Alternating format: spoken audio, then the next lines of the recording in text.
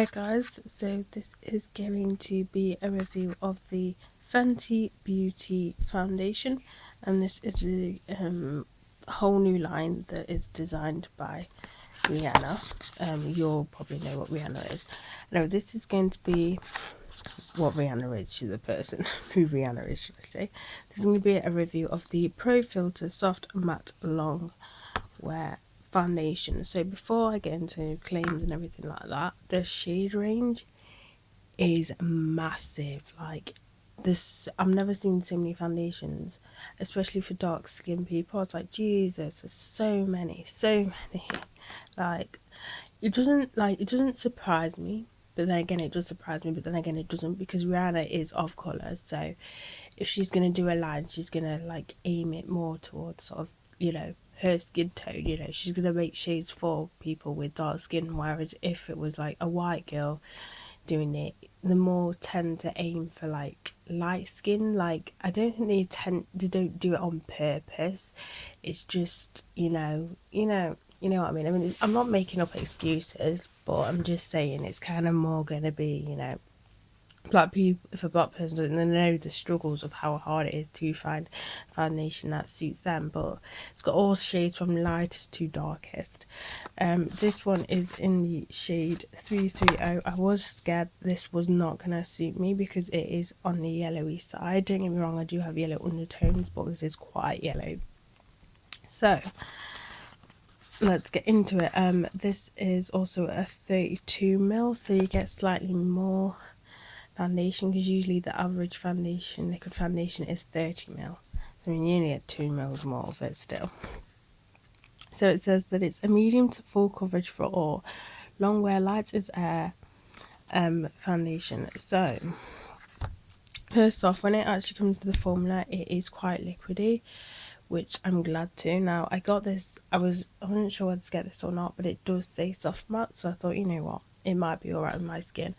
I do have combination dry skin, so some matte foundations will cling to me. The only one that I found that doesn't cling on to me at all, or even slightly, but it's not that noticeable, is the Clinique Beyond Perfecting foundation. And the worst one for clinging onto my skin is the mousse foundations, like the Tarte Amazonian Clay foundation. That's awful on my skin. Like it just clings to everything.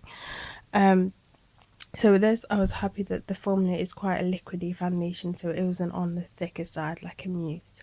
So when it comes to application and everything, this is one of those foundations where you have to apply with a brush. I'm not sure about beauty blender because I don't use beauty blenders, but I usually apply foundation with my fingers, unless obviously it's a powder foundation. But this one, you can't get away with applying it with your hands. You need to apply it with a brush. You really need to buff it into the skin. I found when I did apply it with just my hands, I felt that it just sat on my skin. It looked very orange on my skin. It just didn't settle down as quickly. Whereas when I applied it with a brush, it just blended in really well. And then I found out that it does suit my skin. It's not too orange toned. It was just the fact that it's one of those foundations that you really need to buff into the skin. The brush I use to apply this is the Kabuki brush, so it's one of those where you really need to apply with a brush.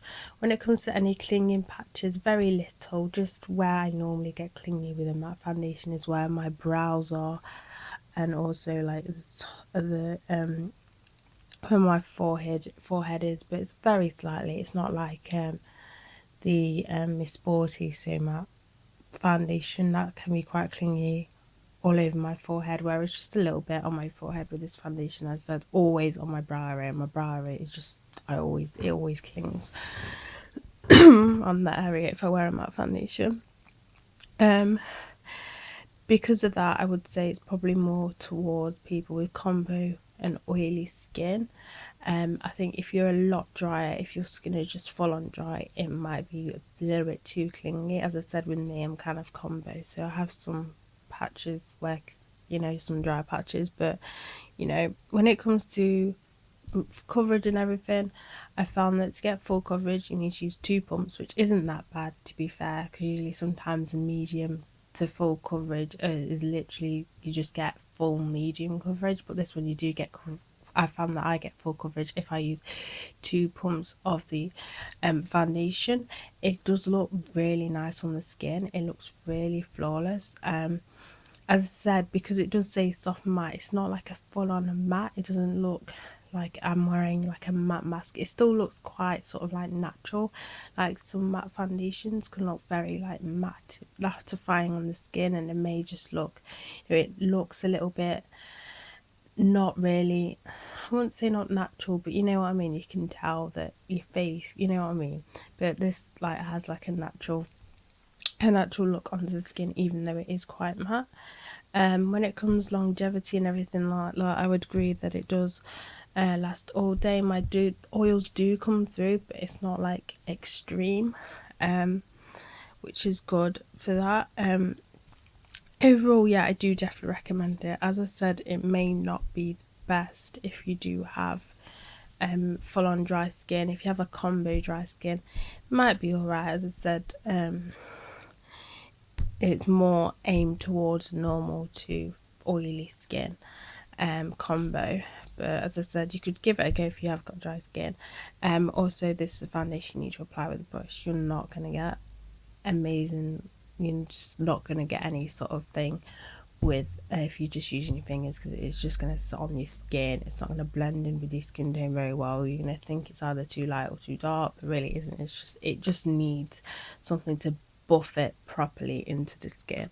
So yeah, that's it for my reviews. So bye guys.